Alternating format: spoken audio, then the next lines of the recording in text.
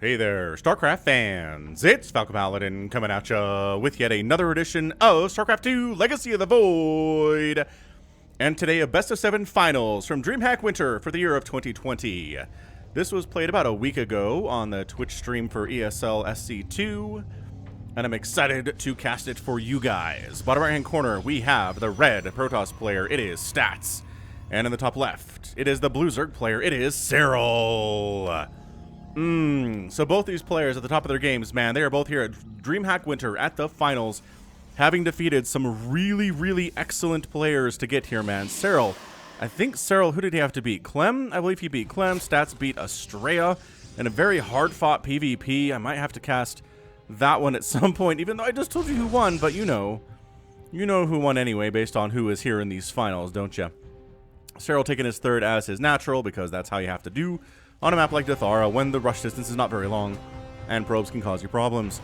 But otherwise, pretty standard stuff here. Stats, who else did Stats have to beat? I'm trying to remember who he beat in the quarterfinal. It wasn't TY, and it wasn't Clem. Anyway, it was a hard-fought time to get here, man. This was Dreamhack. Everybody was invited. There was no region lock. We had the best of Europe and the best of America and the best of Asia coming in together. And sorry for anybody who wasn't included in that statement, but that seems to be where the best players in the world are coming from. America, a loose definition of best players for that. But I mean, hey, Estrella and Nee both made it to the quarterfinals, so like, that's like the best result America has had in a very long time, so I'm gonna be excited about it. Anyway, so yeah, there's your second gas. Your second pylon is coming up very shortly, says Stats, and here it is. Ba-choing! And Probe just scouting around, trying to see what's what. Is there going to be a fast lair? We're going to get speed. We're going to go for maybe a quick Roach Warren on my face. You're going to take this third base? The answer is yes. There's a bit of a mana transfer down here to the third base. See what's what there. And look at this. 214, 230 is about when Serral wants to put this down if he's playing a standard macro Zerg opening against Protoss. But if he's just doing 2 bases, it could be a little bit sneaky. Which I like that the probe is just sitting here, man. The probe's like, look, I'm going to force you to make some lings before you can expand to this location. And the lings are like, we're here. We made it. Thanks. Adept's moving out, as is tradition, which means you probably want more than 2 lings. That probe makes it out, by the way. Like, safely makes it out. That's incredible stuff. And the third base goes down at about 240. So a little bit late here from Serral, but otherwise he's okay. He's on the top of his game, y'all. Stargate just about to finish up here. Probably going to see an Oracle opening. Although it could be a Void Ray. We've seen Stats go for Void Ray openings against Zergs. Pretty good for getting rid of this initial pesky Overlord and then killing any Overlords that are on the map. And they're so fast, they can run away from most everything.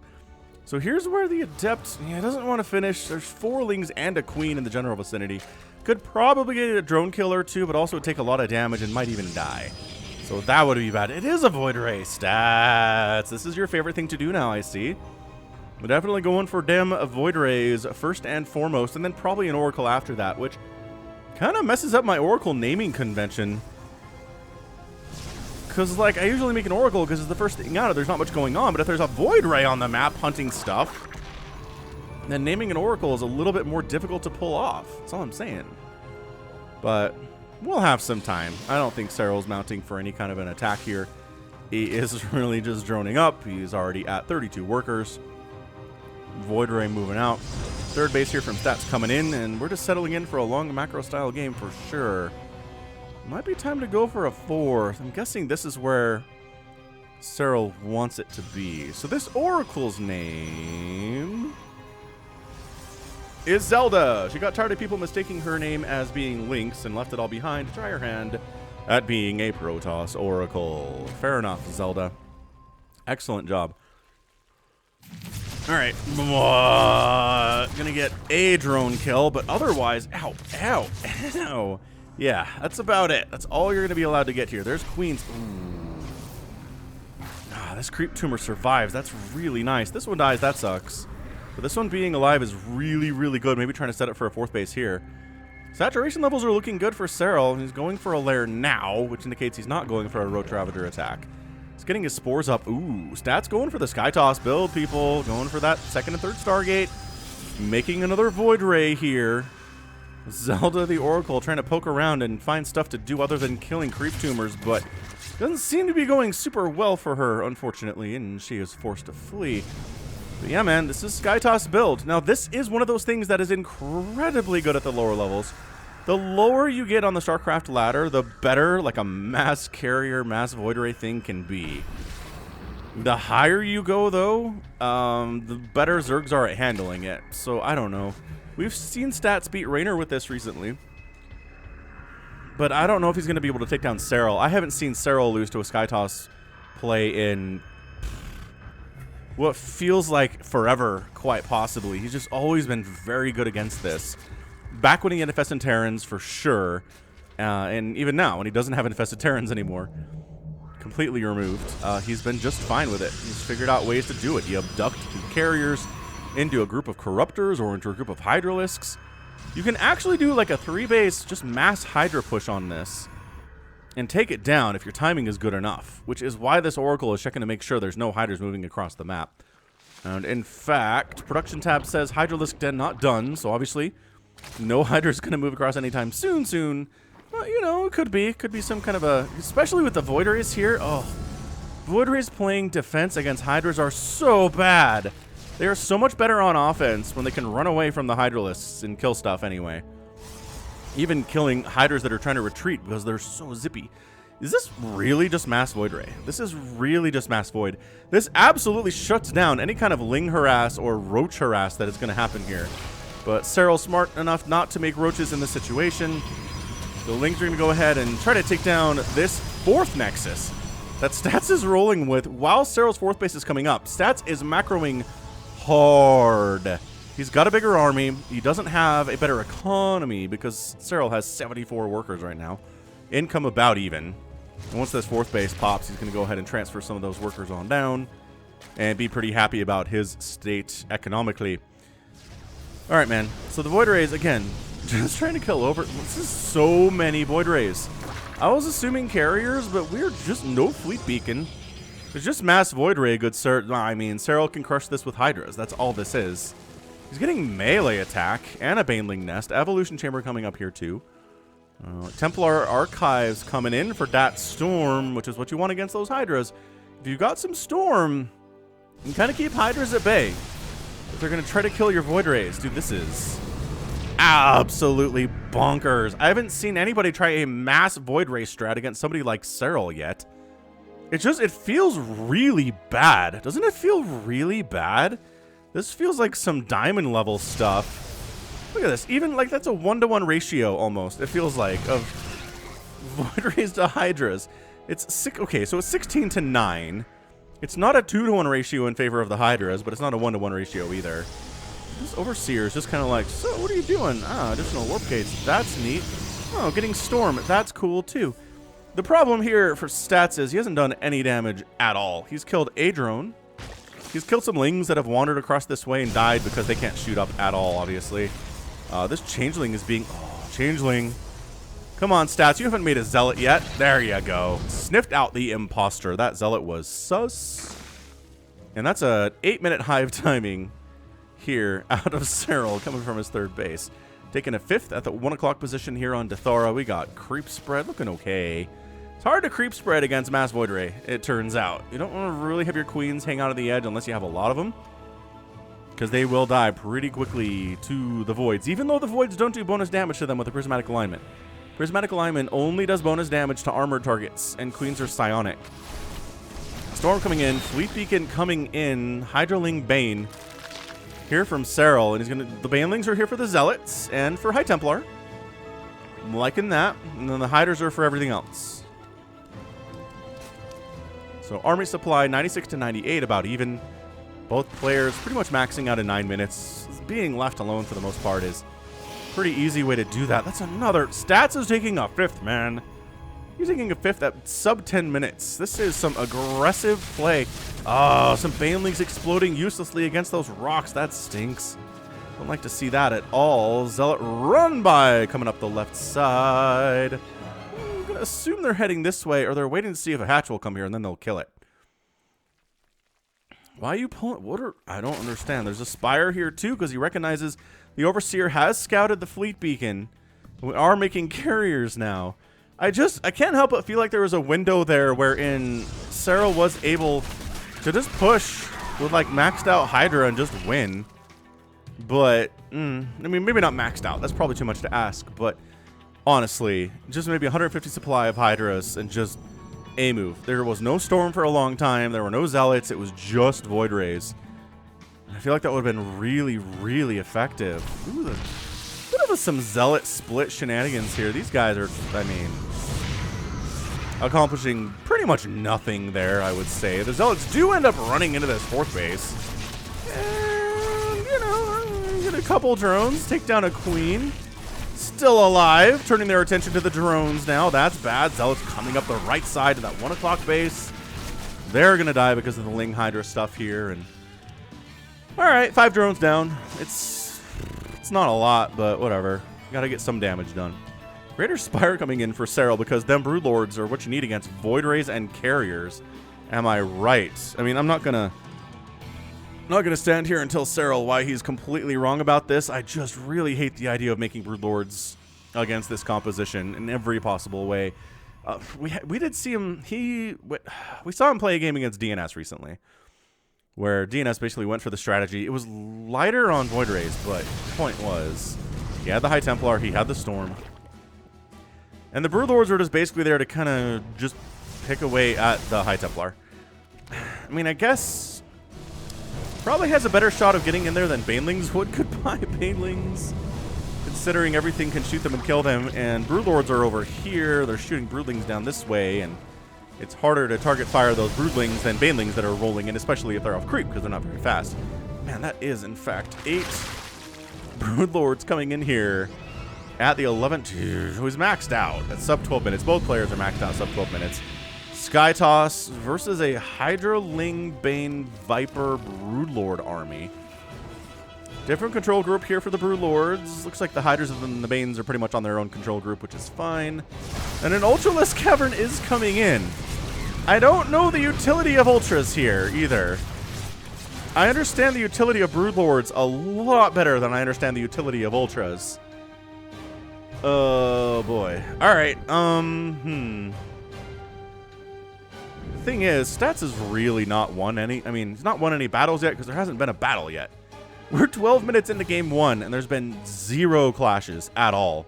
Zealots have died harassing, Lings have died harassing. There was a Roach for some reason. Okay, a bit of a Baneling run by, does get 7 probes, but again, we're just harassing.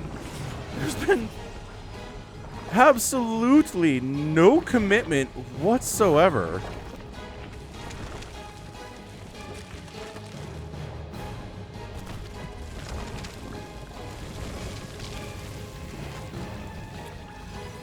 Incredible. Look at this. Stats is taking a base up here. This is Serral's side of the map, Stats, you crazy person. So, I mean, Serral's probably going to... Yes, he's taking the High Vespine Geyser base. He's going to take the one right next door, I'd assume. These are not traditionally for him to take on the spawn location, but hey, why not? Is what I always say. Got a mothership in production here too. Yeah, he's spreading creep down here like he wants to take this or at least deny it. Yeah, so he's like, all right. The Skytoss army is elsewhere, but guess what? Cannons with shield batteries and some Storm are pretty good. Serral doesn't like seeing that at all. So this is Stats playing the strategy. It's a little turtley, right? Cannons, shield batteries, Storm. You're actually moving in here. Oh, that Broodlord getting transfused twice. Parasitic Bomb tossed down on the Void Rays. Nice target firing there. Ow, ow, ow. They both have a prismatic or a Parasitic Bomb on them. Serral, nom. Attacking in, eating Storms, dodging it as well as you can. Ooh, taking on the Cybercore would be a pretty nice win, but again, the Storm comes in.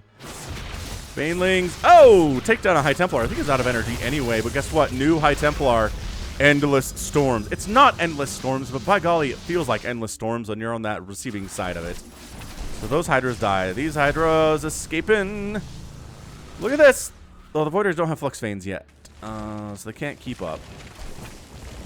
But Flux Veins, man, makes them so zippy. All right, man, so we're splitting this base in half. right side. We're gonna take every base on Dathara. No, it doesn't happen a lot. There's a lot of bases on this map. It's about 8 per side, which is pretty big these days on the era of 2-player maps in the ladder pool. It used to be 4-player maps were pretty common. That changeling's gonna die before it really reaches anything. Well, I guess when it reaches something, that's entirely fair. Zealots, no, Zealots do not want to fight Broodlords at all. Get out of there. Get out of there, Broodlings. No one likes your style. Upgrades are visible across the bottom. +3 attack here for the ground units. +2 air and +1 armor for the air. I like this from Serral. Just a little small Hydra Baneling attack sneaking in. Taking out some of these probes. This base is in a lot of trouble, though. Oh, the Broodlords, are they all dead? Feedback on the Queens! Oh, they have so much latent energy just stored up there. Corruptor Ball, trying to take down some of these carriers as they could do. Hydras did wipe out this base along the left side for stats. And on the other side, it looks like Serral's going to hang on to this base. The Rich Vespine Geyser base dies for stats and is still alive here for Serral. Resources lost, 11,000 for Serral, 9,700 for stats.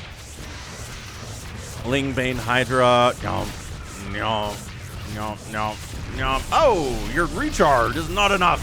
Your overcharge is not enough to overcome the DPS of these Hydras, but they will die to everything else that attacks them. It is 5 Ultralisks in production from Serral. Is this styling? I mean, I guess the idea is it's hard for carriers to kill Ultras, and the Void Rays, if they're prioritizing other targets, are not going to kill them very fast either. So maybe the Ultralisks are going to chomp up the Zealots and the High Templar down here. Because again, the prioritization target here is definitely not... Ooh, feedback on the Vipers. And the High Templar escaped to safety. Beautiful play from stats. Yeah, so every base on this map is taken except for this one. Strangely enough, I mean, stats is up in base count. His income is not great compared to Serral, but relatively close considering how big their incomes are. They're both sitting at, what, 2003, like 3,500 resources a minute. Gas and minerals combined. The Broodlords are just like, we're unsupported, come kill us. Actually, they can pull back to spores, though. That seems like it would make a lot of sense.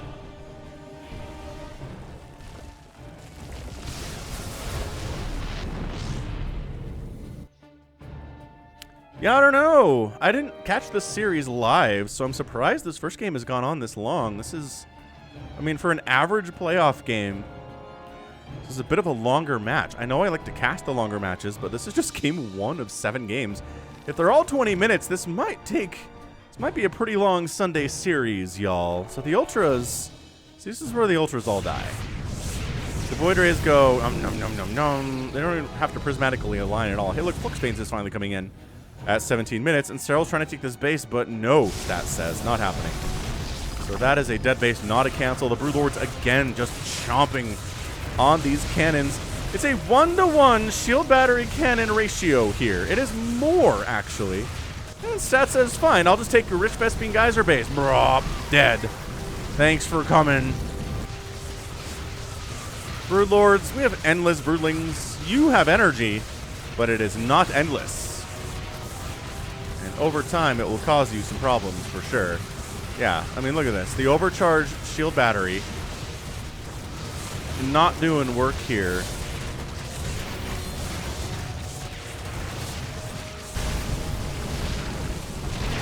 Stats pushing it at this 1 o'clock base. The Ultras are in the mix. The Storm is on the Ultralisks. They're chomping up those High Templar, though. Pulling back, and it forces them to target fire. Oh, they're target firing the Ultras, which allow the Corruptors to just come on in. The Void Ray count is 3. I don't think are there enough Void Rays here. The Corruptor are taking some serious hits. Infestor wanders in the battle and dies. Stats holds it, man. Stats holds it. These Broodlords somehow have increased in number, I feel like, are going to take down this base, but that is effectively 3 bases in a row that Stats has managed to take down. He is... What is that upgrade? I don't even know what that upgrade is. I am embarrassed. What is this? What the heck is Stats researching right now?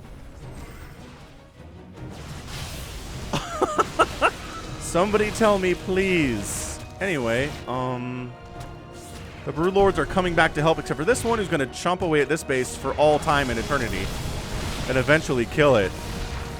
I don't have tooltips turned on. This is a little bit intense right now. Army supply 135 to 112. His stats going to take game 1. It's looking pretty good. His control is insane right now. Voidry is pulling back with their Flux Veins. They're so fast. I don't know this. Ultralisk Cavern dies. Oh no. How will Serral ever win the game without an Ultralisk Cavern? He's making 3 more Ultras though. Oh, the drones burrow. Do you have an observer with this army? Apparently there's not an observer with this army. Carrier down. Voidry count bigger than it was a second ago. Ultras on the ground against everything here. The Voidries get focused down because they're worried about everything else. The Ultras there, and that's it. Stats is your winner. Serral does go down in game number 1 in 20 minutes and 43 seconds. What an absolutely fantastically great game from Stats. Just ends up killing 40,000 resources worth of stuff for Serral, loses 27,000 himself.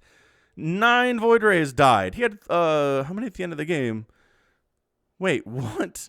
He lost 9 and he didn't have any? He only made 9 Void Rays in this game? That seems like impossible, but he did.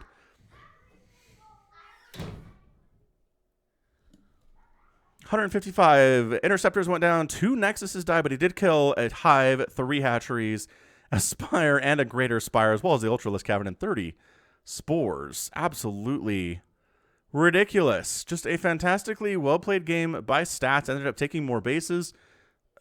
The Void Rays were so good. The Storm was so good. 16 Corruptors at the end of the game, but just not enough to get it done when 33 had died previously. So fantastic display from Stats. Gets the win in game number 1. Let's move on into game number 2. Hit that like button if you haven't already.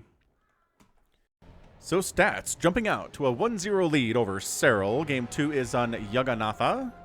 I think that's as close as I'm going to get to pronouncing it correctly. Top right, here we have Stats. And in the bottom left, here we have Serral. Skytoss win over Serral, Protoss fans. I hope you're happy, because I have posted a Skytoss win, or a Skytoss loss versus Serral very recently. And I don't know. Stats just knows how to play that very, very excellently. And I think that's obvious because he beat Serral with it, right? Okay. Serral's not panicked. It's a best of 7. If it were a best of 3, that might be a different story. Blocking the hatch again. Here is the probe.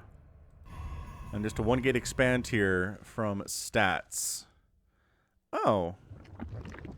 Well, alright. A 19 hatch. No big deal. Nothing too crazy because the probe abandoned its post for no reason.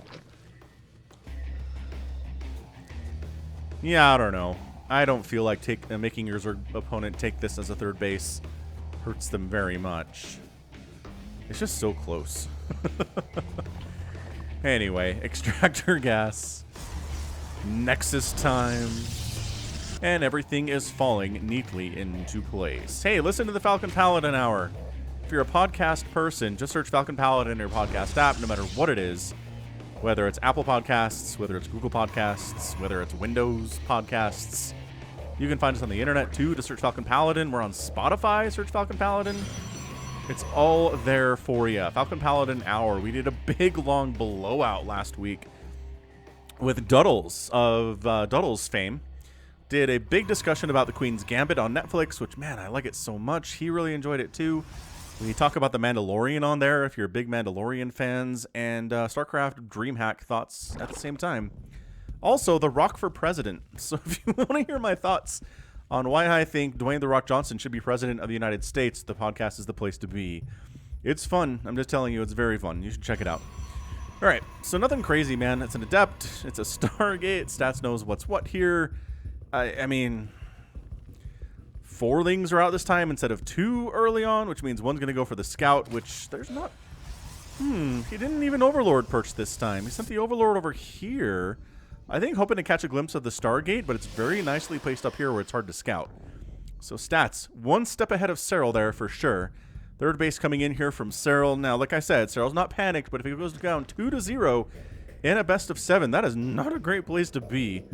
It really feels bad to be down 2-0. So I think he really would like to win this game, but obviously that's not entirely within his control. Stats is playing extremely good. Stats, I know I've said this before, but I honestly think Stats might have the most impressive Wikipedia resume of anybody in the world. It's pages and pages long.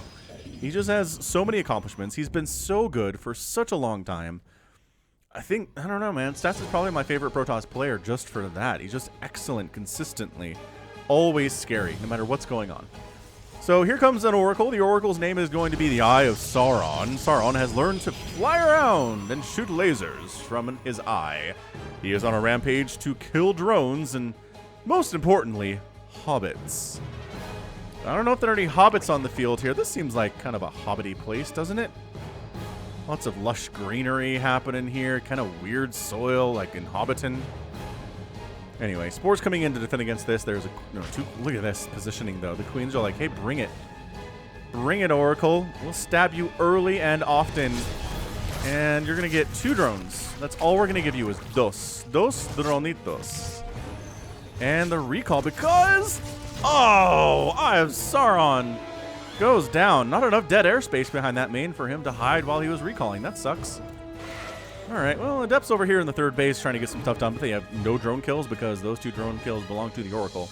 You're going to finish that shade? They sure did finish that shade. And they're getting pinned in. Getting pinned in is bad. All right, well, that does not bode well for Stats. 3 drones down for an Oracle and 2 Adepts. Nope, not good trades. In fact, bad trades here in the early stages. Third base coming up from Stats. What he really did amazingly well in Game 1 was expand with just wild abandon and keep his expansions, too. I mean, I don't think Serral killed 1 base, but it was towards the end. It didn't really matter. Maybe he got 2. Anyway, the point is, he expanded really well, and Serral couldn't do much to stop him. It was nuts. We are going Resonating Glaives. We're going Adept Printer off of 3 base Stats. What is this all about? Is he going to cancel? He can't cancel this. He's got 2 pylons there, which might be part of a fake out, but at the same time, it's a lot of resources for a fake out. All right, so the Overlord I mean, you saw how many Adepts there are. Obviously, it's Adept Printer. Now, the problem here... Yeah, he's going to wall it off. He had to kill his own Creep Tumor to wall. That's pretty cool. All he's got, man, are Lings and Queens. So here we go. The positioning here has to be basically perfect for Serral to hold here. Also, the wall is so good. Third base in a bit of trouble, a spot of trouble here. The drones run for their lives. They can run faster than Adepts can. Not Adept Shades, but Adepts themselves. Yes. I think this is going pretty well for Serral. I really do. He hasn't lost much. Oh, this group just gets obliterated by Lings and Banes. That's a big-time win. And Stats backs out. He's like, okay, if he's got Banelings, this is probably not going to go super well for me. So excellent hold there by Serral. That was, I mean, that's about as pretty good as you can do. It wasn't an all-in from Stats. He didn't have like 25 Adepts because this third base is here and he's saturating it, but still, pretty dangerous stuff. I don't know that I've ever seen a Protoss like go for the Adept Printer build, but kind of. Not like super committal to it. Yeah, I guess it's a good thing, right? Because if it fails, you just kind of lose the game. But if this fails, it's not as big of a deal. You've got a third base. He has to replant his wall. He canceled his wall. Ah, it's so good. He's like, I don't want a wall here. Random Adept. Oh, wow. That Adept got 3 kills over here at the third. Not too shabby. Not shabby at all, I say. Okay, now we've got Archons. I was like, you cannot be making more Adepts. They look like Adepts for a second. Going for Archon, he's just... he's a little behind, I gotta say. Serral has a pretty good army composition. Lings and Banelings going to be pretty good against most things we see here. The Adepts are going to be fairly useless. The Archon's better. Although, obviously, a Ling surround is always bad for the Archon. You try to avoid that situation. Oh, there's Hiders in production, too. So if the Adepts can be killed, the Hiders are going to be disgustingly good against these Archons and against this War Prism. Yeah, I think Serral's all right. Got a fourth base coming up here. It's not quite a ninja expand because it's, you know... it's close enough to his third that it makes sense, but I really feel like this would make more sense for him for a fourth base. But hey, Serral does his own thing. I mean, he's going to take this sooner rather than later anyway. War Prism trying to come in. Shield battery. Oh, gosh, shield battery. No. Shield battery. No. Get out of here. This is Queen Town now. Overlords with speed hitting up the left side just for that vision. More and more Hydras in production. 11 drones in production here, too. And there's your 4th base from stats coming up. I really like to see Serral expand here. But again, who am I to question former world champion Serral? Not me. Yeah, this war, no. War Prism against a lesser player, yeah. You're probably getting that in there, and there's probably a big warp in of Adepts or Zealots or something, but against Serral, he just has the vision. He recognizes there are no Phoenix, there are no Void Rays, there's nothing to stop these Overlords and Overseers from scouting everything. He sees Storm being researched on the Templar Archives, which I guess he could assume. No Protoss is going to skip Storm, I don't think, against Zerg. Even if you're doing something like Colossus or Disruptors, you have to have Storm for base defense, if nothing else. Right? Because eventually Hydras are going to wander up to your 4th and try to kill it, and if you don't have Storm, you're going to hate your life. Ooh, what he's doing? Fleet Beacon double Stargate. Like, you know what I won game 1 with? Sky Toss. And if Serral's just going to let me get 4 bases and not really pressure me at all, what else are you going to do with your time, I guess? That's nuts. What a decision. Infestation Pit coming in from Serral at 9 minutes. Going to be maxed out very shortly here on both sides. They're at 78 and 77 workers respectively. The income is virtually even, which is not good for Serral. But yeah, he has taken this 5th base. You know, about when I wanted him to, I suppose. But just this Overlord. Look at this Overlord coverage. These Zealots have no sneaking ability at all. Army moves over to handle the Zealots. They were hoping there was a base to kill here, but no, that's fine. We'll just go home then. Serral's not trying to super greedy expand, so we'll just get out and we'll come back in another day. Carriers are in production. +2 melee is done on these banelings, so they will one-shot probes. How does the shield battery factor into that, though? I'm actually wondering. These Zealots all get cleaned up. Pretty good positioning from these Zealots. Like, really not bad. They're all going to die, but they're going to take more lings with them than they otherwise should. There's your Storm. There's your attempt. Now, I guess a one-shot's a one-shot, right? Like, you can't heal through a one-shot. Yeah, there you go. 18 probes killed. That was humongous. Holy cannoli. And this Zealot attack, no. Ling Hydra is the answer to this stuff. Serral coming in, just eating the storms. Archon's getting hacked down by the Hydralisks. How many storms are left? Because there's a lot of Hydras here, man. That cannon goes down. The shield battery overturn is happening, but it does run out. Bringing the probes into the situation seems real bad. As 25 probes go down in total here. Yeah, shield battery cannot heal through a one-shot off of +2 banelings. I don't know. This baneling trying to do stuff. No, not happening. Okay, the good news for stats is he didn't lose a base, but he did lose a lot of probes, and now the income is hugely favoring stats. Greater Spire on the way from Serral, rather. Dang it. These S names kill me. Yeah, this is only 2 carriers, man. 2 carriers is not enough to handle the number of Hydras on the ground here. The Interceptors are getting picked out of the ground. This 4th base is toast. 15 more probes died. 15 more probes went down. Goodbye, the Nexus.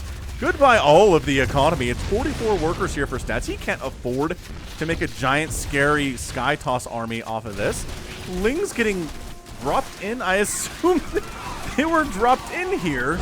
And bam! Serral gets the win in game number 2 at 11 minutes and 39 seconds. Just, this is what I wanted him to do in game 1. Just push with a ton of Hydras, Lings, and Banes. With about 160, 170 supply before the carrier count gets insane. I mean, it helped that stats delayed producing carriers, right? He only had the 2, maybe 4 here at 11 minutes, but it wasn't enough to hold. Whereas in game 1, I mean, he had that Mass Void Ray thing going pretty fast. Again, it was Mass Void Ray, though. Yeah, I think Serral needs to be a little bit more aggressive here. If he lets stats just sit back and macro up on 4 bases, he's more in trouble. But if he goes for these attacks when stats is vulnerable, then I think he's going to be in a good position. That's exactly what he did there in game number 2 to tie up this best of 7 1-1. So fantastic display out of the Finnish Zerg. Ends up losing, yeah, 11,000 resources, 12,000 resources to 13,000 for stats. And if you can force your Protoss opponent to lose more resources than you in a game, you're probably going to win. That is just, it's a rule of thumb in StarCraft. Yeah, 18 Hydras died. There were only 9, but the interceptor count was 5. So that's not a good ratio whatsoever. He just great defense in the early game and then great counterattack push. Dodging storms as well as he could. The bailing drops were sick. The +2 bailing drops that fast were also amazing out of Serral. Great job by him. So let's move into game number 3 here. Yeah, let's do that. We'll be right back. Game 3 here on the friendly confines of Pillars of Gold. Bottom left, Serral. Top right, Stats. Is that where they've been this whole series already? 3 games. I think Serral's been on the bottom side and Stats has been on the top side for all 3 games. Kind of weird, but just because it's random doesn't mean it cannot go on streaks. Boink. Do you know you can actually join the StarCraft 2 channel now? Just hit the join button below this video. And if you're interested in supporting the channel directly through YouTube, that is the place to do it. There are 3 levels of supporting me here, and getting the hatch block is the probe. And just hit join to see what the levels are, and, you know, learning is good. Gateway expand here. Got a, ooh, pool first in it here is Serral, which the probe doesn't know yet. The probe's like, you didn't expand to the 3rd base yet. You haven't taken this one yet. What is happening here? And the answer is a pool first play out of Serral with gas. All right, so this is where we need to wall. Maybe you need to get a forge. He's like, no, you can't expand. See, the normal build here is to expand. But nope. If you see that pool first play as a Protoss, immediately cancel expanding there. Go for the Cybernetics core. Maybe go for another gateway and try to hold this thing with Zealots while you get a depths out, maybe a couple shield batteries next. But yeah, definitely get that Cyber core up before the Nexus. And try to see how many Lings come out. This is a very Brood War thing, is the probe sticking around to see how many Lings come out here. And it's actually only 4. It's not 6, right? He's not going for big time aggression, but 4 Lings, just enough to cause a problem. Trying to kill this probe with 1.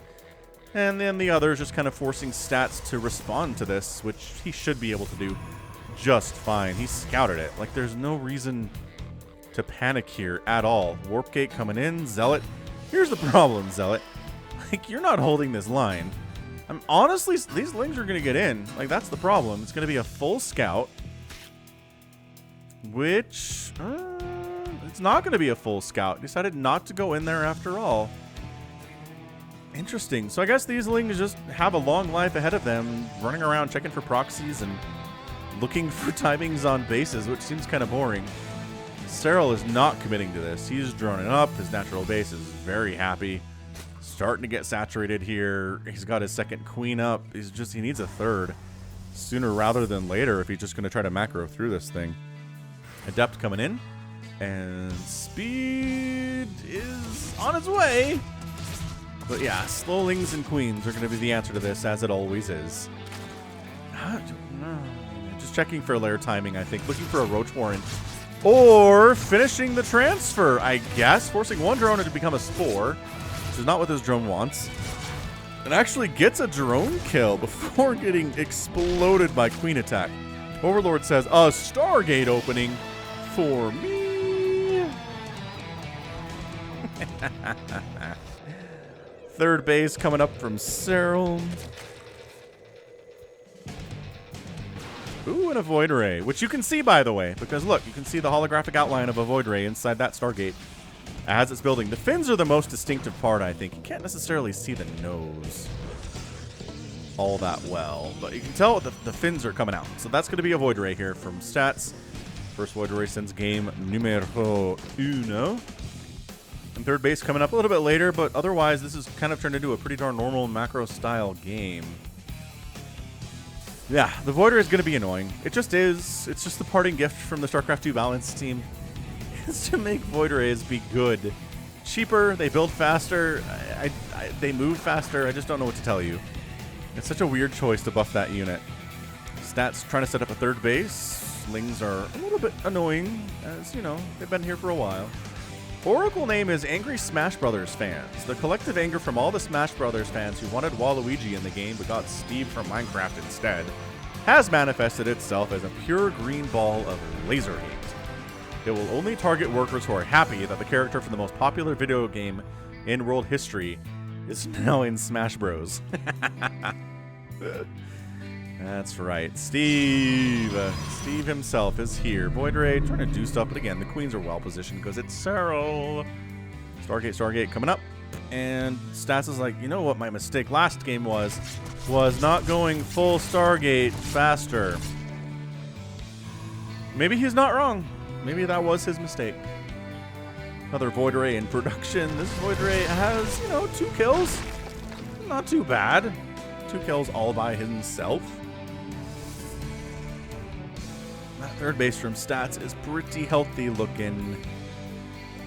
Serral maybe going to try to take a 4th here, or he could just go for this one, which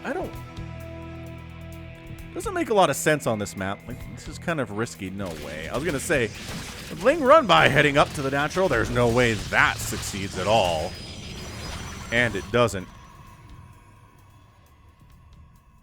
Third base from Stats ready for a Ling attack, but instead they just retreat. So an answer, okay, Spire. So quick Spire from Serral this time. He's got a Roach Warren, which I don't think he will use for much. I mean, there's the ground army right now is a Stalker and 2 Adepts. So seems like probably be okay without roaches, but it doesn't hurt to have it, I guess. In case all of a sudden a lot of Zealots start coming out of the front door here for Stats, and you got to be ready for it. So Mass Void Ray here, and do we go Mutalisks? Muta's a pretty good answer, just because they don't take bonus damage from the Void Rays, and they trade pretty well for cost. Corruptors can be awesome, as long as you're not attacking while the Prismatic Alignment is out. Like many, a Void Ray ball has been killed. Woohoo! 5 HP on Angry Smash Brothers fans. Many a Void Ray has been killed by Corruptors because Prismatic Alignment was not up. Look at this, Serral did expand over here. What a weirdo. I was going to say, I might as well just take this. There's no reason to take the low ground here because this is not a Rich Vespian Geyser situation like on other maps. Eternal Empire, I believe, is the one that has that particular setup. Oracle swinging down for scouting purposes. Sees all that he wants to see. And let the Void Ray ball commence. I mean, that is a 4th base from Stats. While Serral's 4th is getting up here, Serral just can't seem to stay a base ahead. Look, the Lings are just getting massacred. They would be able to cancel this, except for the fact that these are Void Rays. They're fast. They can cover a lot of ground. They can respond to Ling threats pretty quickly. It's exactly what you want here. +1 air weapons on the way, and 11 Mutalisks are out. So we'll see how this works out. I am honestly a big fan of this, but I've had people argue with me and say that Mutalisks are bad against Void Rays. But just look at this. Look how fast they die. Boom. Dead. Yep, 1 Muta died, but 1 Muta for 1 Void Ray is an amazing cost per cost savings. I mean, it used to be this kind of harassment would be amazing, but the Void Rays are fast now. Oh, and there's Phoenix out. 10 Corruptors in production. Serral's going full Skyzer at the moment. The Mutas are trying to take down these Phoenix, but the control by Stats is insane. 5th base by Serral is coming up. Creep spread, connecting all of the bases, which is, again, is the basic setup, the basic goal of creep spread. Anything beyond that is kind of gravy, and it's going pretty well here for Serral. Muta is just trying to find stuff to... Ooh. Is he going to get in there? Oh, the Phoenix are so well positioned. These Mutas are all dead. These Mutas are all dead. They just... Phoenix are the ultimate answer to Mutalisk, and they always have been. You can't run from them. They do bonus damage versus light. They can lift your Zerglings. Man, I mean, I like the Mutas versus Void Rays. I really do. But obviously, the problem with making Mutas against a Zerg or against a Protoss player who has multiple Stargates is the threat of Phoenix. It's exactly what happened. Ooh, he's firing up some roaches here too.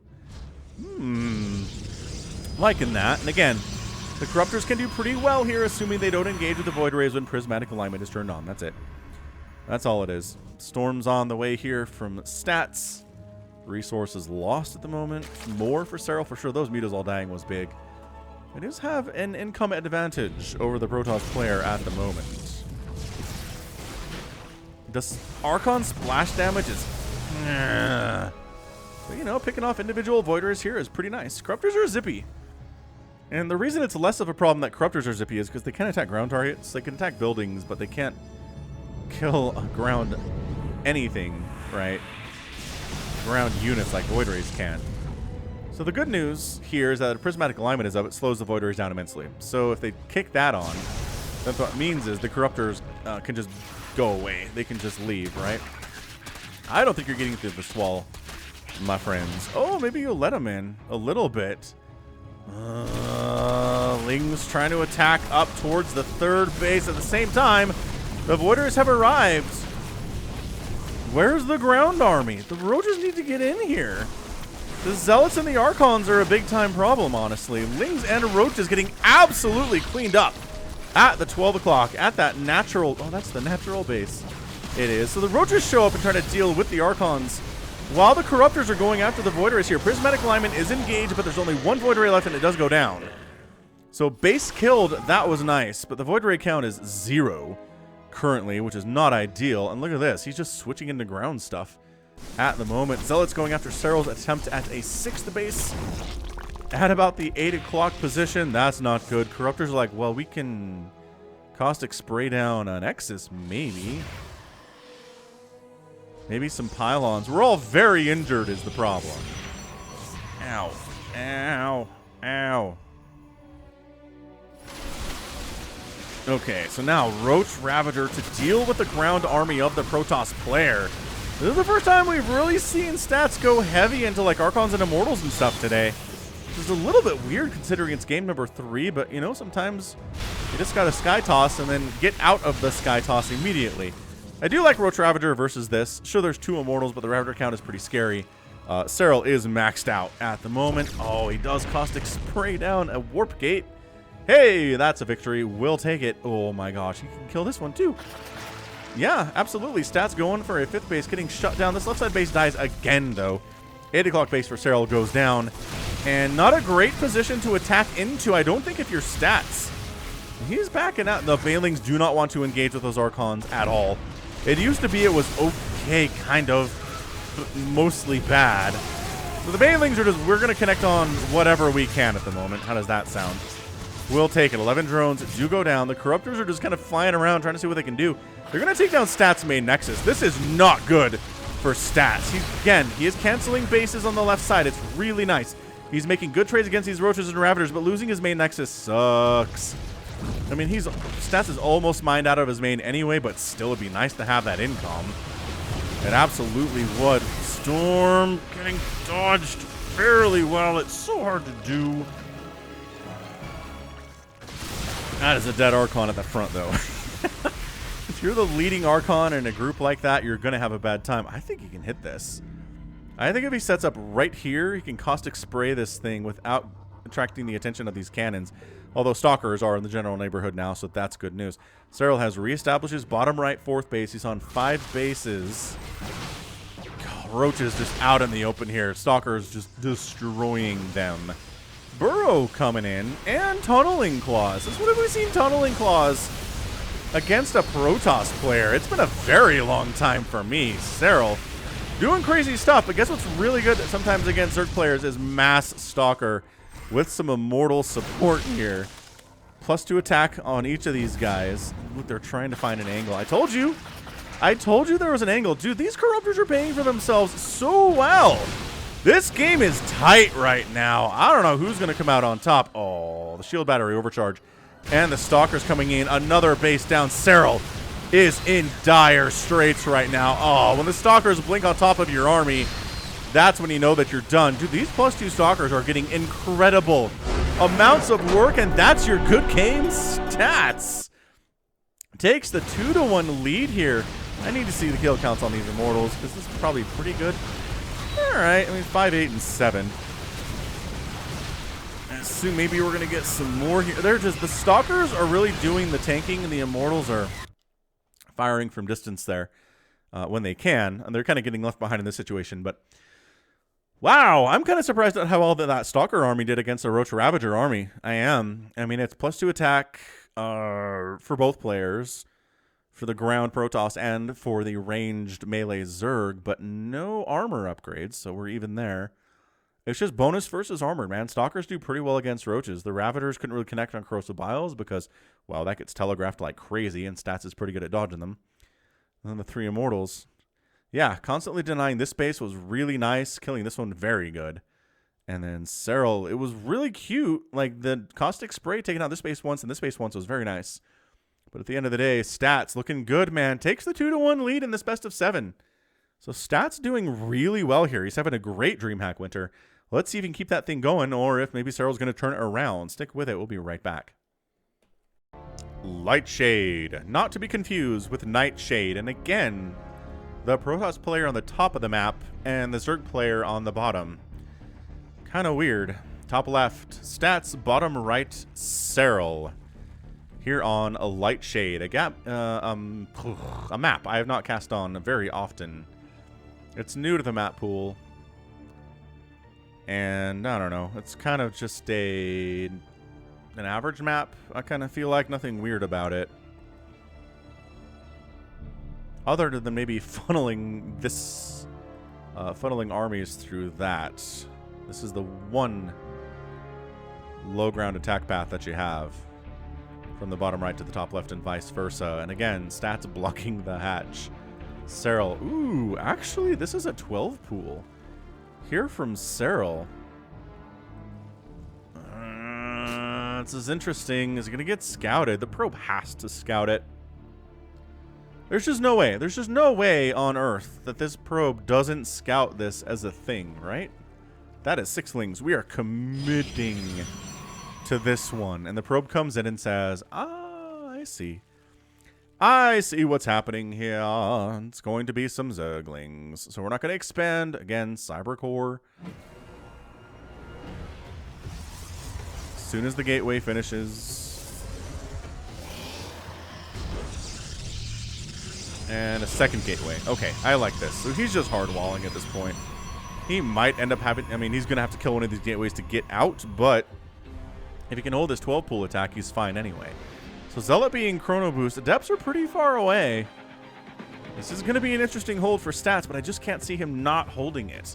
If you scout this kind of a thing, you're going to have a good time. So the Lings are immediately going to try to go after that Cybercore if they can. The Zealot moving out. Man, if they could get the Cybercore, that'd be... Oh, this is a Ling committal. We've seen Dong Regu do this to Stats before, you guys. We've seen him win games like this. Adept being Chrono Boost, which is really just a godsend in this situation.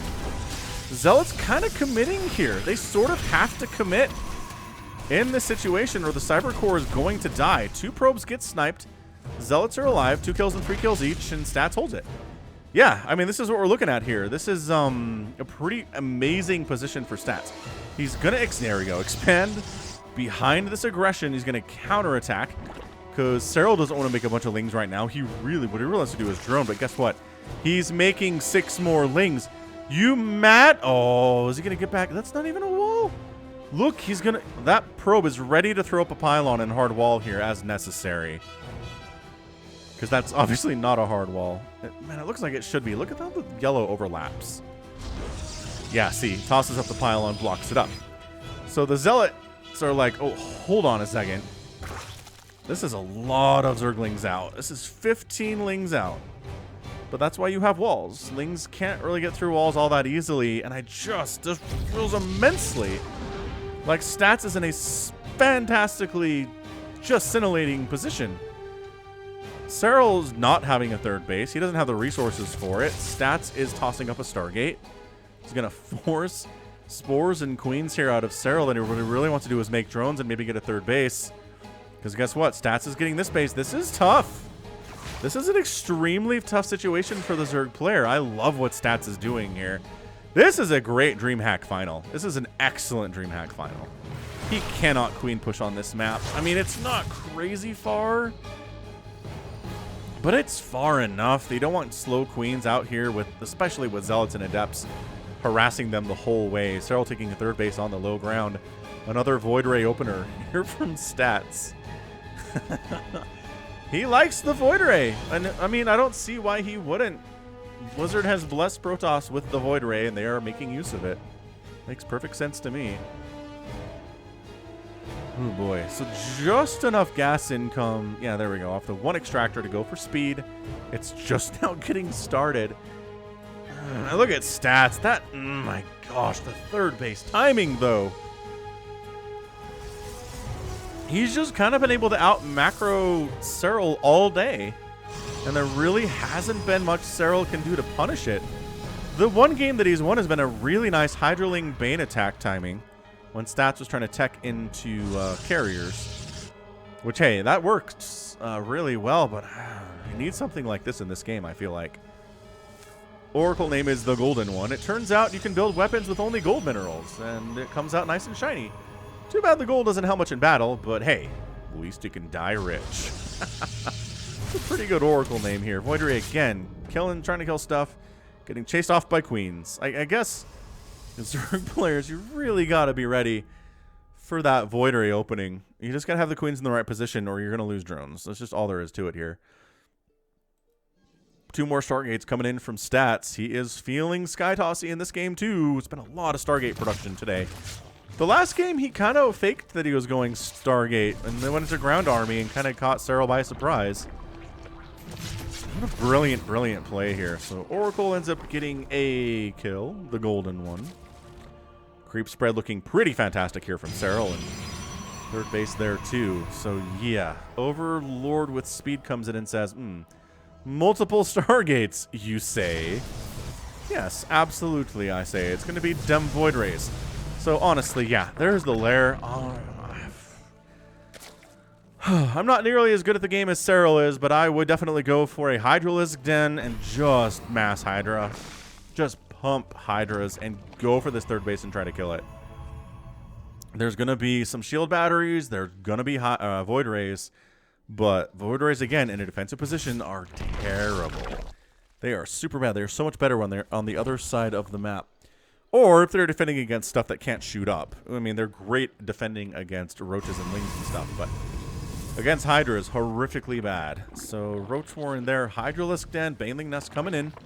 Serral is going for that timing. He's got a fourth base, so he's not all-in here. Man, Stats taking a fourth base too. Stats today, his timings have just been...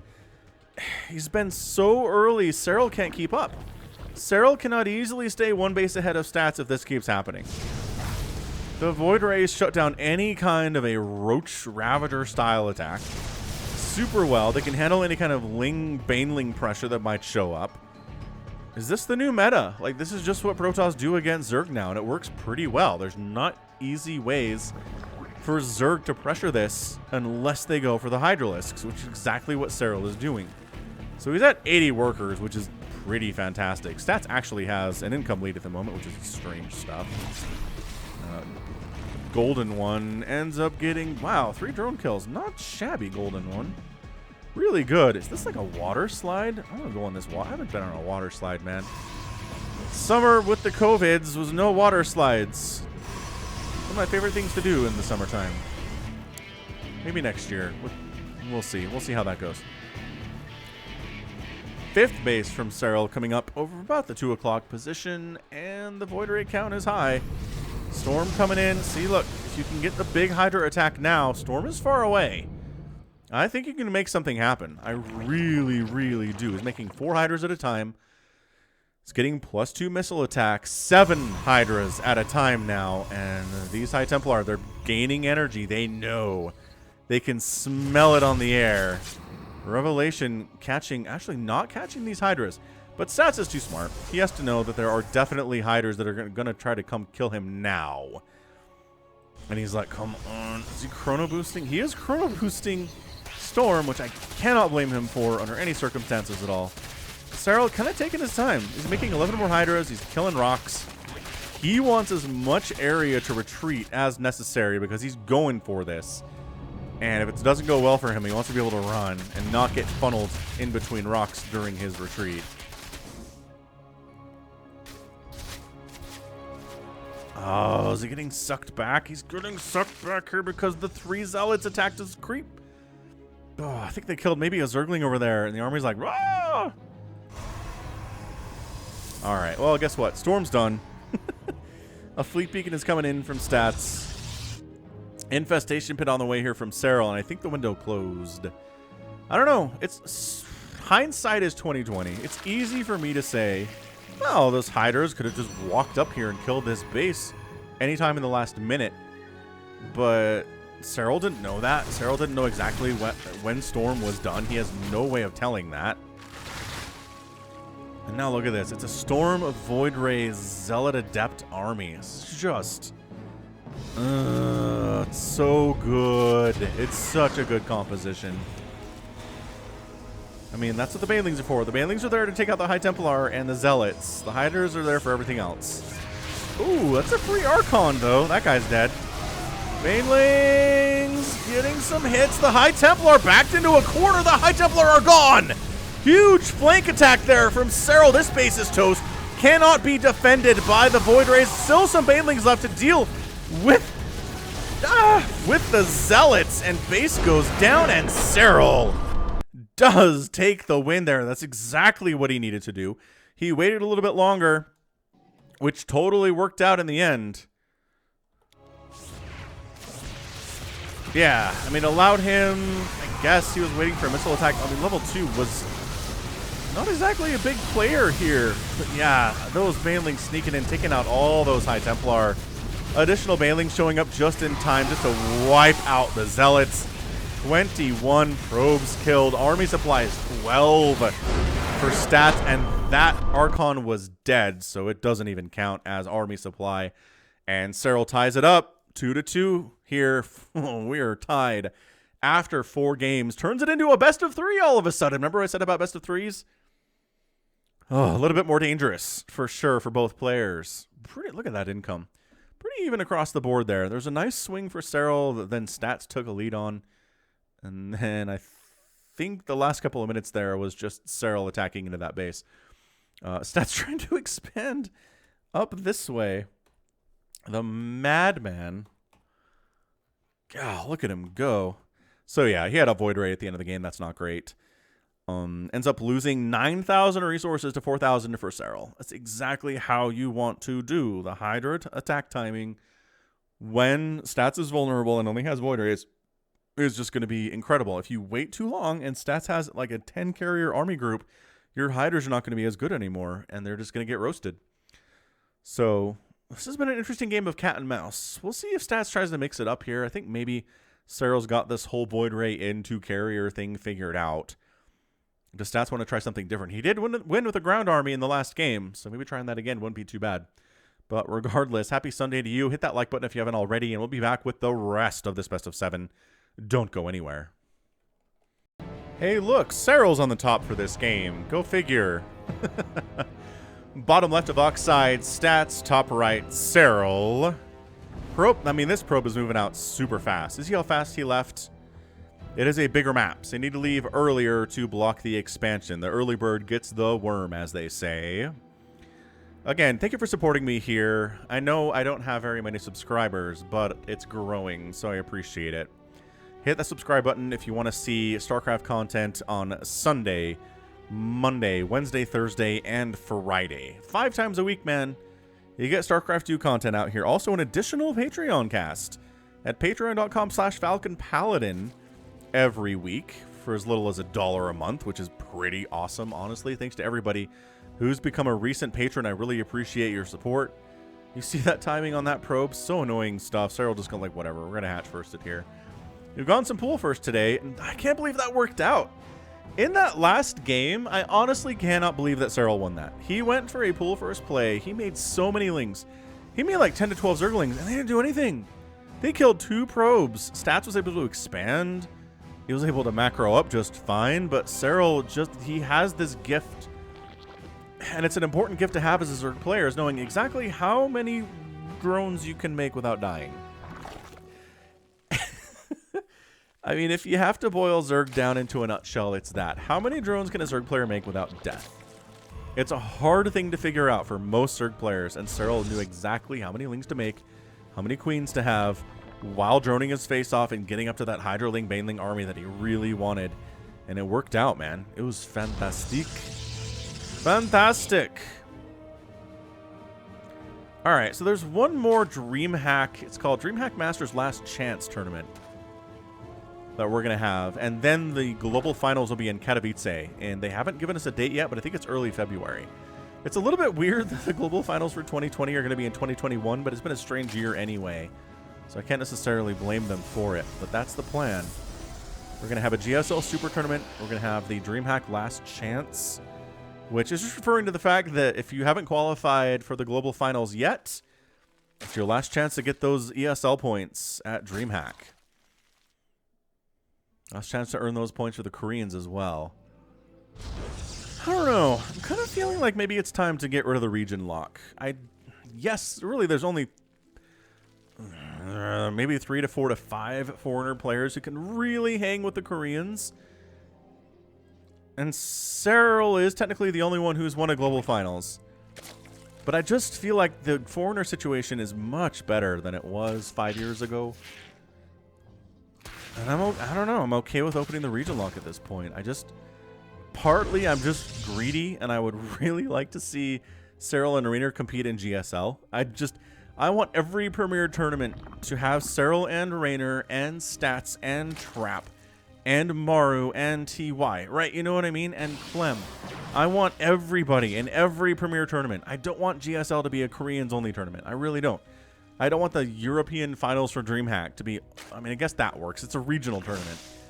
But you know what I'm saying? GSL has lost a tiny bit of its luster because, like, TY's won 2 this year. And part of me is like, well, if you had to face off against Serral or Rainer in either of those GSL tournament wins, do you think he would have done it?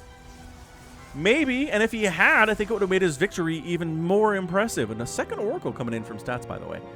So this Oracle's name is Astrea, the goddess of innocence in Greek mythology, daughter of the Titans Astraeus, god of dusk, and Eos, goddess of dawn. Her name meant Star Maiden, and she was on the earth alongside humans during the golden age of man.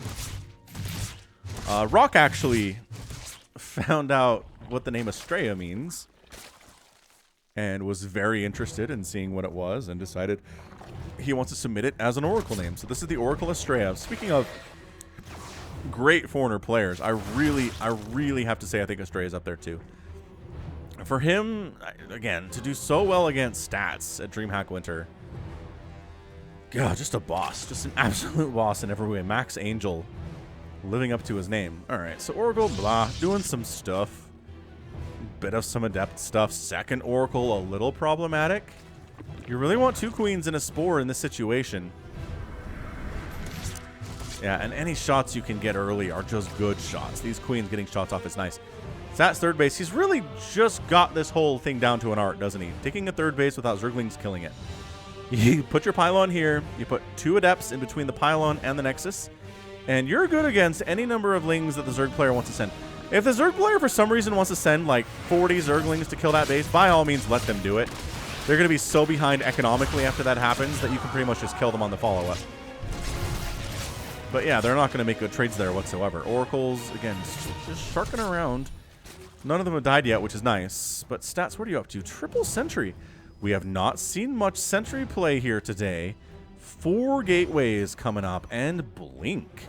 What an interesting opening here from Stats. Definitely more ground focused than Void Array focused here today. Well, and by today I mean here in Game 5 of this best of 7. Spire on the way from Serral. Overseer coming in too.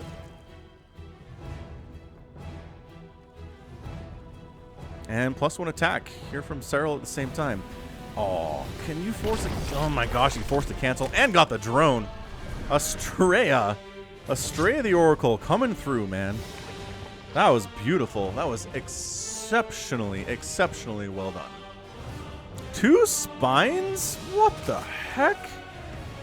Serral anticipates something big coming his way, and you know what? He's not wrong.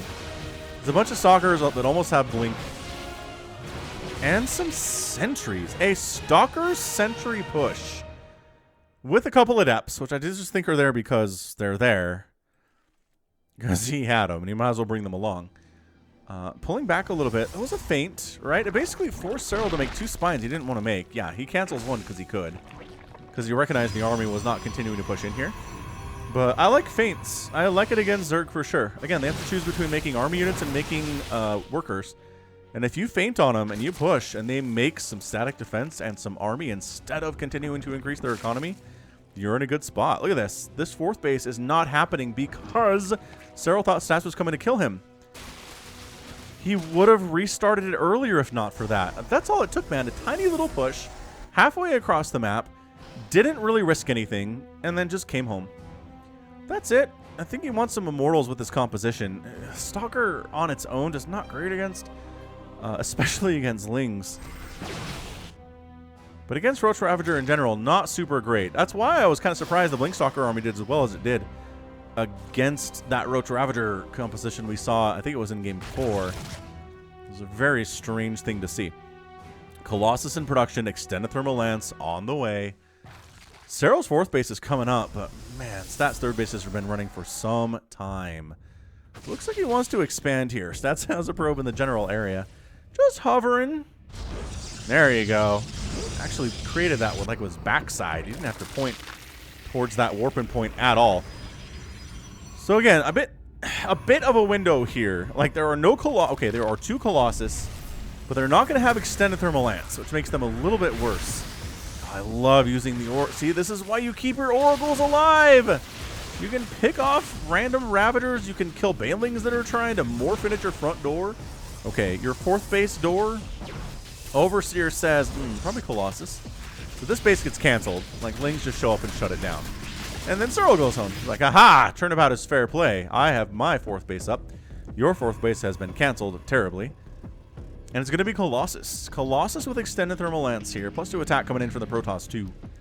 Resources lost is 1,000 to 400. Serral's lost a bunch, but I think he's okay with it. I really do. He's at 73 workers.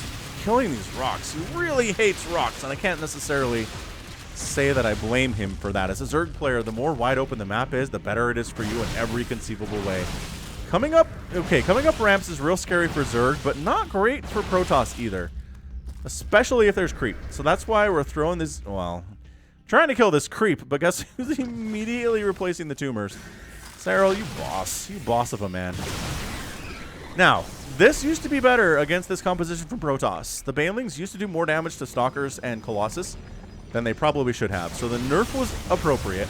But now this is a little bit harder for Zerg players to hold. They can't just roll 100 Banelings in here and get a win. That said, you know, we're making 14 Banelings. So, I mean, Serral's going for the mass Baneling attack. And the Colossus are fine. See, all the Colossus are alive. None of them are dead yet. I don't think that was a good trade. 4,000 to 2,700 resources lost right now. Serral continuing to fall behind there. 17 Banelings in production for the Zerg player. Stats' fourth base is warping in. Trying to get a bit of a flank. And he does explode on the Colossus, but again, none of them die. That's that recent nerf in play here.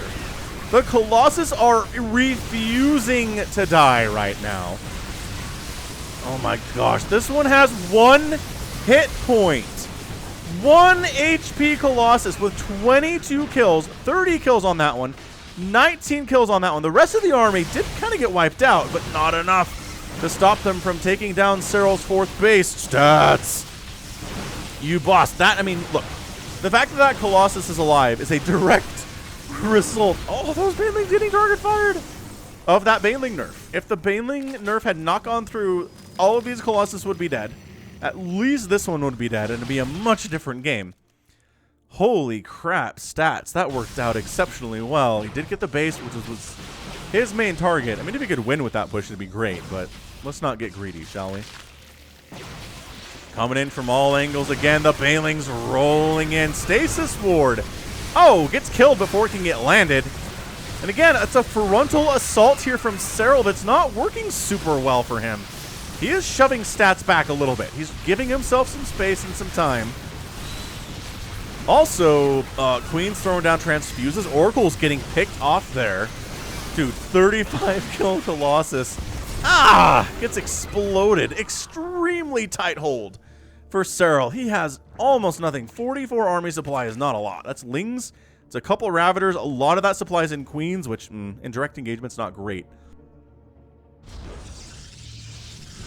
This is ridiculous. This game, that was not an easy hold from Serral by any stretch of the imagination. He still lost 16,000 resources to 13,000 for stats. I was going to say, this is not free real estate, Zerglings. Nope. Not getting in there, I'm afraid. Is this a fake-out Baneling drop? Nah, it's just poop and creep, so stats 5th base is a little bit harder to take. Stalkers coming up the left side. 3 Ravagers in production. 20 Zerglings coming in here, too. +2 missile attack on the way from Serral. Income barely favoring Serral at the moment, but largely favoring him over the last 10 minutes. Again, he really hates rocks. Serral is the opposite of a geologist. He sees rocks and he destroys them. There's no studying of rocks for Serral at all.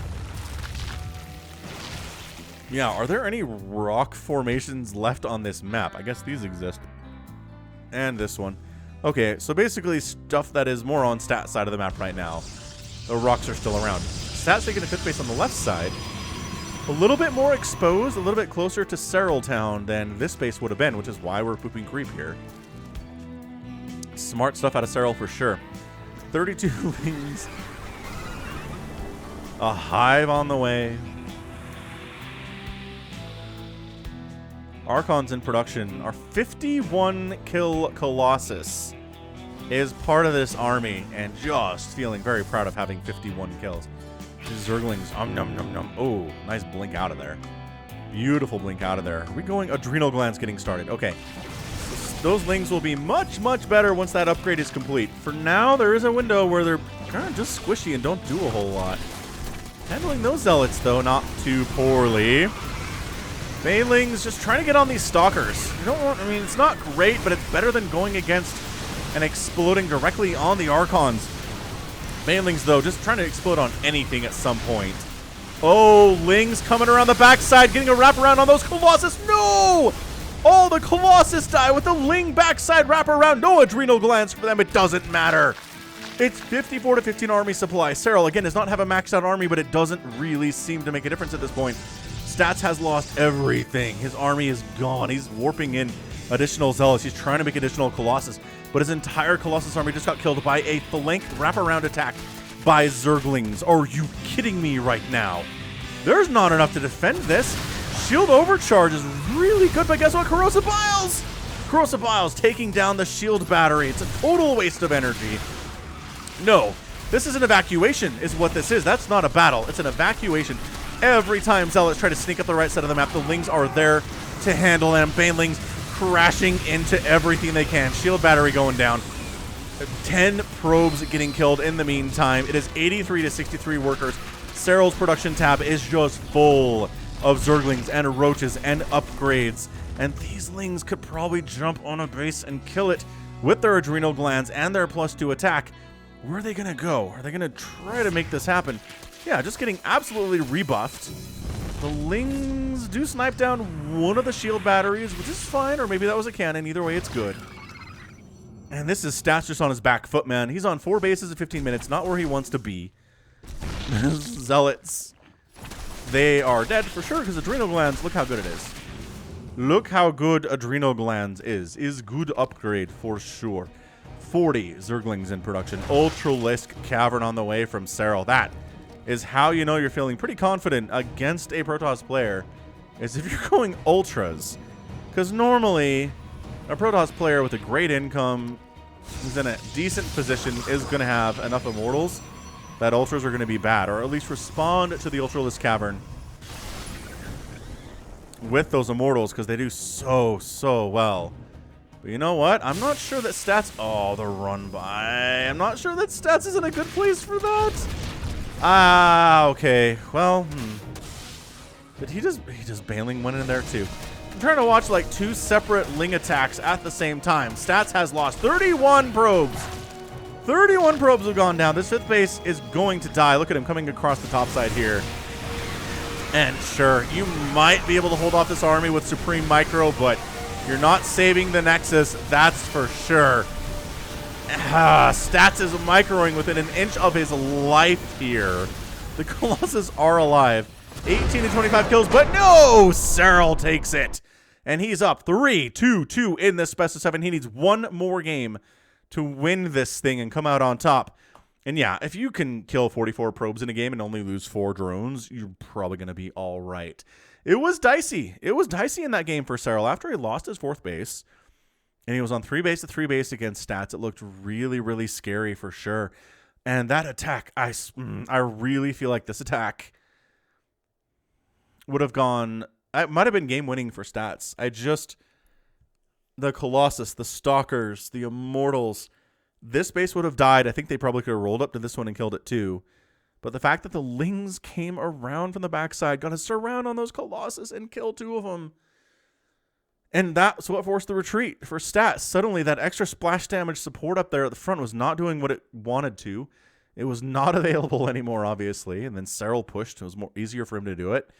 And then that was the turning point. Zerglings on the counterattack. Are you kidding me?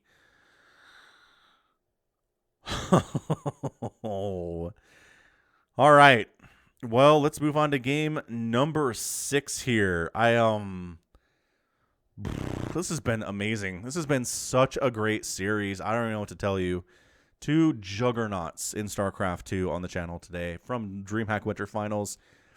I don't want to be doing anything else right now other than casting this. It's been so fun.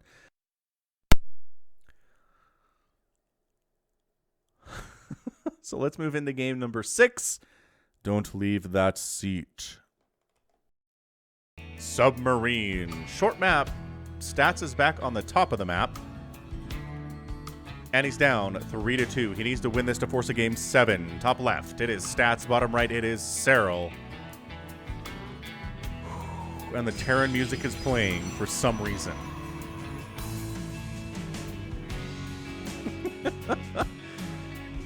I don't know.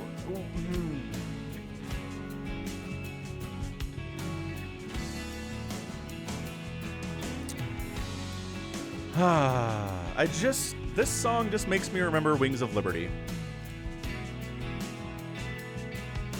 I had to get a new video card for StarCraft 2 because my integrated graphics couldn't handle it. And I was like, how come I can raid Icecram Citadel in World of Warcraft, but I can't play StarCraft 2, and I'm still not entirely sure why that is.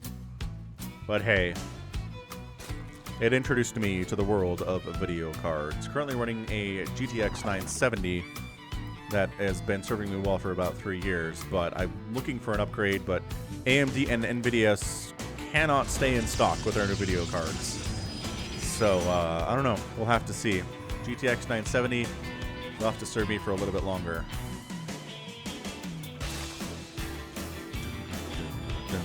Blocking off the hatch, and it's a fool first here. And the Lings don't care about your pylon. No, they don't. So guess what we're doing?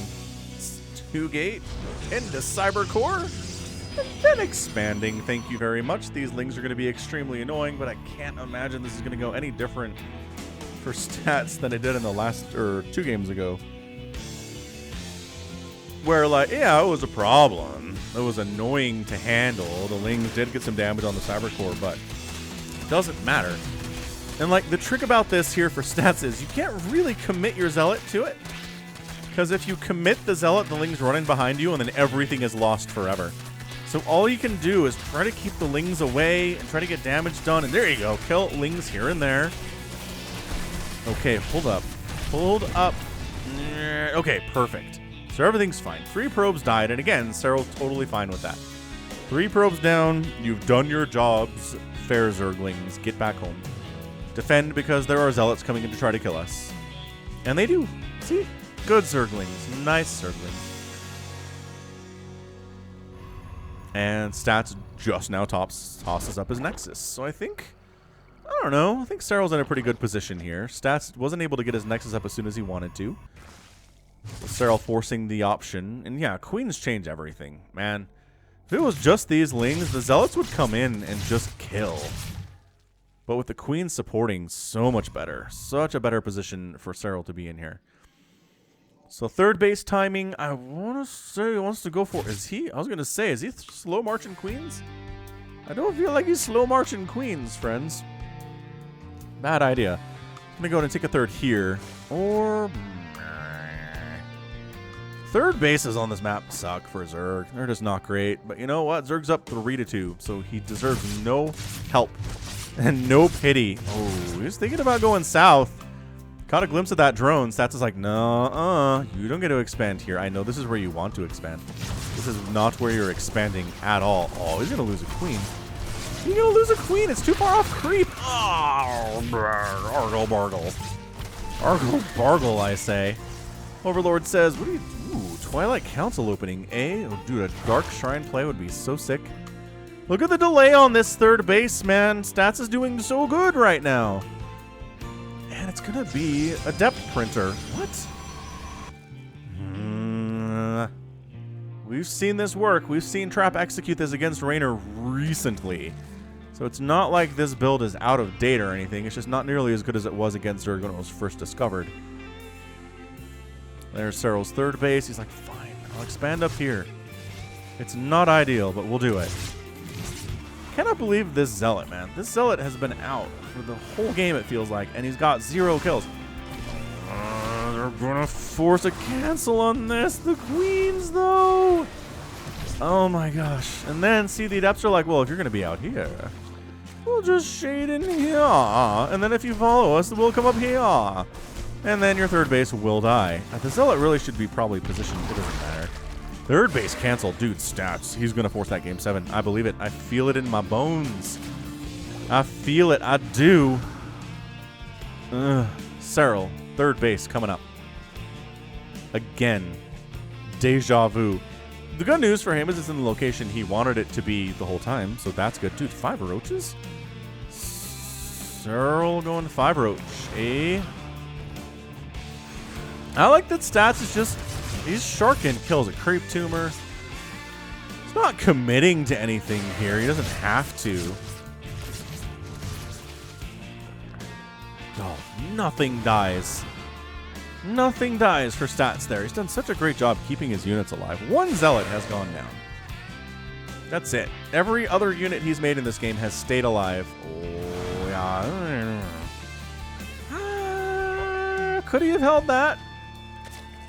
That was not a lot of lings, and these Adepts do have resonating glaives. Better safe than sorry, I suppose. Okay, so he is kind of droning up. These feel like safety roaches to me rather than I'm going to kill you now roaches. But again, it's submarine, so you can totally do it, is the whole idea. Got ourselves a Robotics Bay coming in, probably some more Adem Colossus, which again did really well for stats in the last game. It just came down to the Ling wraparound, which I don't know, man. I cannot tell you if I've ever seen that before in a game that I've cast. Is Zerglings flanking a Colossus army and killing the Colossus and totally turning the tide of battle. Absolutely insane stuff. Alright, this is probably a wall off your front door, the Adepts are coming style situation. Let's see if he does it. There's kind of enough lings and roaches that the Adepts really don't want to engage, I don't think. Ow, ow, ow. Taking hits, and that's not a wall, and I think that's a finish. Oh! Last second cancel. So good. So good to cancel. War Prism trying to get in here, but Queen says no. And these Queens say no. Look at the micro stutter step action on Queens. Not something you see every day. Is that Warp Prism? It's got to be Warp Prism speed. And Serral is just macroing. He's making 10 drones. He's like, all right, I rebuffed. I can handle these Adepts. Yeah, what I like about roaches is they kill the Adepts and they're still alive. Banelings kind of do it better, but also they kill the Adepts and they're dead. So counterattacking with dead units is impossible, as it turns out. I've studied philosophy. That's what I've discovered. So third base, again, defended Warp Prism sentries this time. And some Adepts in the general neighborhood. Warp Prism. Oh, it's Disruptors and Colossus on the way. Oh my gosh. Oh, yeah, I don't know, man. That's a lot. That is a lot of roaches just ready to pounce on that. Just ready to pounce on that. Alright, so killed a Ravager egg. That's cool. It's not bad anyway. It's really how did you... Little Ling sneak attacks that are killing workers. I don't know how they do that. I really don't. Yeah, anywhere these... This is not It's not going well for these disruptors. I think they've killed like a Ravager or a Roach that was turning into a Ravager, so I guess that counts as a Roach. Actually, what does that show up in the units lost tab as? If you kill a Ling that's turning into a Baneling, is it just a Baneling death? I assume it is.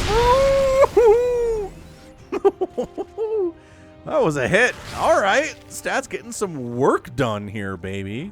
He's got a Colossus in the mix. Got Adepts and Sentries and all sorts of shenanigans. And Serral's like, I know how to handle this. Roaches and Banelings and Ravagers, man. That is my jam right now. I see you. I see you, War Prison, the only one who knew me. But now your eyes see through me. Whew. 5 Banelings killed. But, you know, they didn't have +2 attack, so not as bad as it could have been. See, every one of these injured probes, those would all be dead. Okay, there's one injured probe. Not as impressive. Ooh, Contaminated on the Robo. I do like Contaminate. We should see that more often with Zerg players, myself included. Yeah, if you're not watching, I'm on twitch.tv/Falcon Paladin, playing StarCraft 2 with Somicron and team games pretty much several times a week. It's a little bit later for those of you on the East Coast and in Europe, but feel free to stop by and say hello. Twitch.tv/Falcon Paladin. I play other games out there too.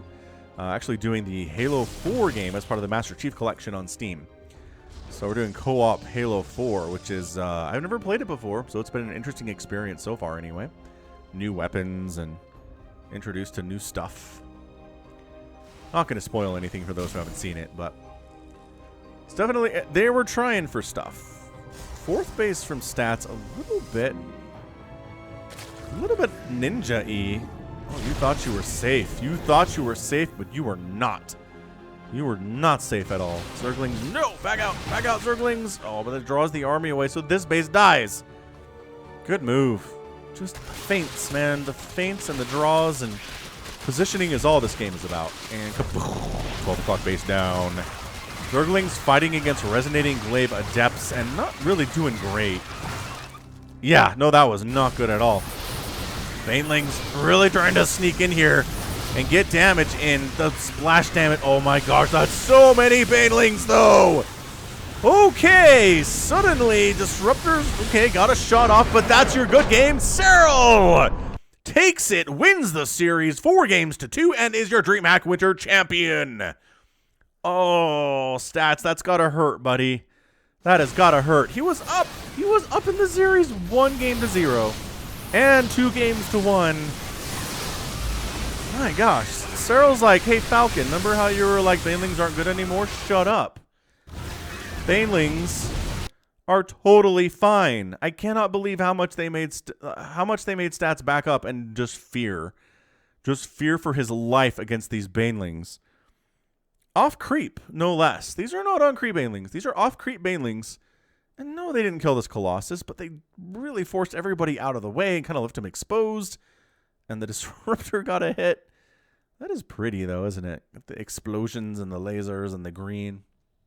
Baneling Splash is one of my favorite things visually in all of StarCraft, but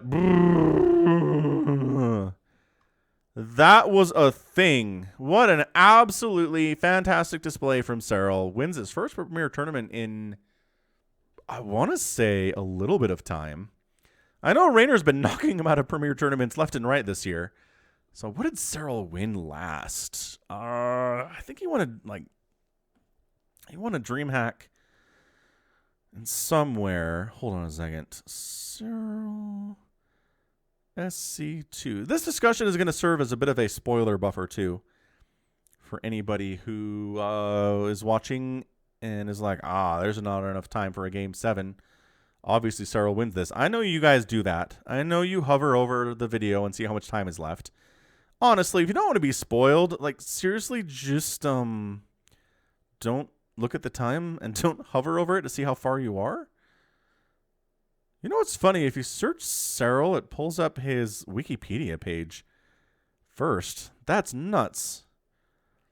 All right, so we are on Wikipedia now. Premier Tournaments, and in 2020... Let's see, 2020, he has Ah, he took first in Dreamhack Summer. Okay. That's what it was. God, that's crazy. He tied for fourth in Katowice before, early in the year. He got second place in Summer EU. He got first place in Dreamhack Summer. Third place in Fall European bracket. 5th to 8th place in Dreamhack Fall overall. 5th to 8th place in King of Battles. And then 3rd place in Winter for bracket. For the European bracket. And then 1st place in Winter. So it's been a long time. I mean, summer finals. When were those according to Wikipedia here? Hit that like button, by the way, if you enjoyed this series, because it was a lot of fun, man. Stats did some great stuff, which, honestly, you have to expect Stats to do great stuff, don't you? Are you ever surprised by that? No, like, Stats looked really good today. Yeah, that's how it's supposed to roll. Yeah, way back in July. So, I mean, come on. For Serral, that's a while. You haven't taken a Premier Tournament since July. Remember the year he won, like it was 2018 or 19, right? Where he just won every Premier Tournament that was ever held the entire time. And it's kind of nice we've been mixing it up, right? It's just been nice. That Clem and Rayner have really stepped it up and been awesome for sure. It's been great for the year 2020. It's a good year for StarCraft. Not a good year for many things, but a good year for StarCraft, I gotta say. But dang, I really can't believe that final attack.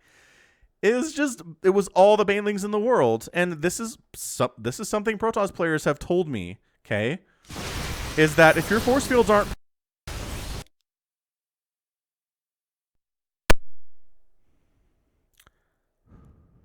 Sorry about that. My headphone cords are loose. Okay, but see, look. If your force fields aren't perfect, especially if there's Ravagers around, and the banelings squeeze in right here. Just squeeze. Oh, the force. But then another. Maybe it's too much to ask. Like, maybe force fields aren't even the answer here because Ravagers exist and Corrosive Bile is good. And if you just show up with a giant Roach Ravager Baneling army. What was the supply difference there? Oh, gosh. Before this all started. Yeah, army supply was 114 to 105.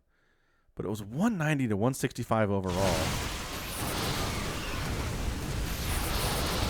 What really hurt, too, is these sentries got caught outside the wall and killed. I know, Protoss fans have all left by now. They're like, why are you making us watch this again? I don't know. I want to see how Serral did it, you know? Got a nice hit. Disruptor was down, and then by the end of the time, it was 84 to 62. Yeah, so we were pretty even in army supply in the end of the day. It was not much left. 13 Adepts, which are not going to do great against this Roach Ravager Baneling army at all. 8 Stalkers, which I don't... Okay, so a bunch of the Stalkers were here. And this army was kind of sitting over here. They wouldn't have been very much help, I guess, is the problem. So, yeah, what does Stats do here is a bigger question. What does he do against this particular onslaught? Because force fields aren't going to work when there are so many Ravagers. It's tricky. Like, maybe that's why you go Sky Toss, is to make the Baneling irrelevant. You go Sky Toss to make the Banelings bad. I mean, obviously there were a couple of games that Serral won there with Banelings and Hydras and stuff, but they weren't as integral to killing the army. It was more about the Banelings killing, a couple of Zealots and then destroying all the probes. Is generally what they were used for. Whew. So that's so tricky. That is so tricky. I guess Immortals, right? Immortals, Archons, Zealots. You try to keep the Zealots behind until all the Banelings are gone, right? And then the Zealots are buffering while the Immortals and Archons are just chawing through those. I'm not sure Colossus or what you want here. But hard to say. Hard to second guess in this situation. Serral was just on point. Again, going for the pool first play and saying, all I got were 3 probe kills. And being happy about that and going back home and back growing up. Getting his 3rd base delayed for some time. Getting this thing delayed and having to come back to take this as a 3rd. And it just didn't matter. Part of the problem is stats invested so much into those disruptor drops, and they really didn't do much. I think they got maybe 4 to 5 drone kills, but Serral can live with that for sure. Yeah, end of the day here, 7 drones died. It's not a huge number. 22 banelings died. 93 lings, which I think Serral's okay with. And yeah, bigger ticket items, right? A Colossus, 2 Colossus rather, and a Disruptor going down there, and a Nexus, which doesn't count in units or units lost, but it's going down because this is what the army's doing. All right, well, it's almost midnight here, and I think that's enough time to make people think that maybe there was a 7th game. So, yeah, that right there is going to be it from me. This has been Falcon Paladin coming at you today with another Sunday series and a StarCraft 2 Legacy of the Void upload. Go ahead, hit that like button. Hit that subscribe if you like what you saw and what you heard today. You guys can also catch me on Twitter, Facebook, Patreon, and Twitch, all at /Falcon Paladin. And until next time, as always, thank you so much for watching, and you take care of yourself.